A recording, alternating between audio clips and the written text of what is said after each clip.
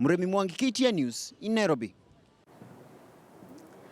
The government is now set to move a supplementary budget to cushion Kenyans against the high prices of food commodities, especially maize flour. According to State House spokesman Manoh Esipisu, the government is keen to set aside funds to mitigate Kenyans against the high cost of those commodities.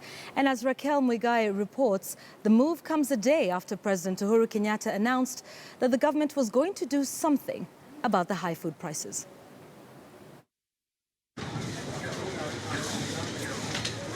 Being a middle-income country, Kenya's economy is all about consumption.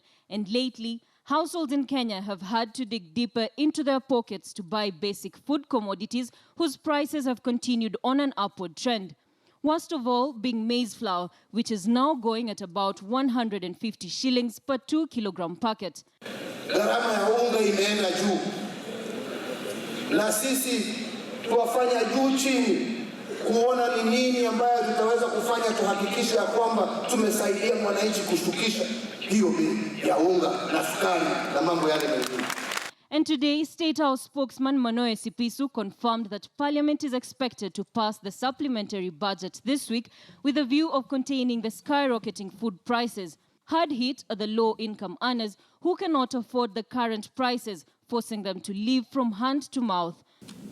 So in addition to the measures the President has already taken, through the National Treasury, the President will send to Parliament fresh measures in a supplementary budget to address the challenges of food security as well as other cost of living issues.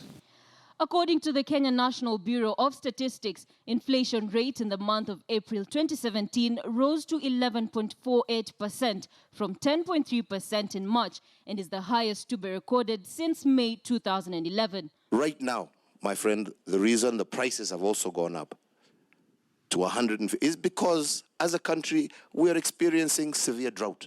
But as a government and as a responsible government, on recognizing that the prices also were reaching a place where it was difficult for the common mwananchi also to be able to sustain, we intervened. It is the rising inflation coupled with the raging drought that food prices have doubled in the last few weeks, with the food inflation rate as of last month standing at 20.9%. In February this year, a 2 kg packet of maize flour was selling at 128 shillings. In March, the price rose again to 132 shillings before going up again to the current price of 150 shillings. In terms of milk, half a litre now costs between 65 and 75 shillings, from 60 shillings in April. In March, the same packet of milk was selling at 56 shillings only. The same trend can be seen in the prices of sugar, which now retails at between 170 to 190 shillings from 134 shillings last month. According to the Kenya National Bureau of Statistics, the prices of sukuma wiki, onions, tomatoes, cabbages and potatoes have also increased, and Kenyans have had to spend twice the amount of money they used 2 months ago on these commodities. The uncontrollable spiral of food prices in Kenya is not new. In 2011, the price of unga had gone up by 160% compared to the previous year.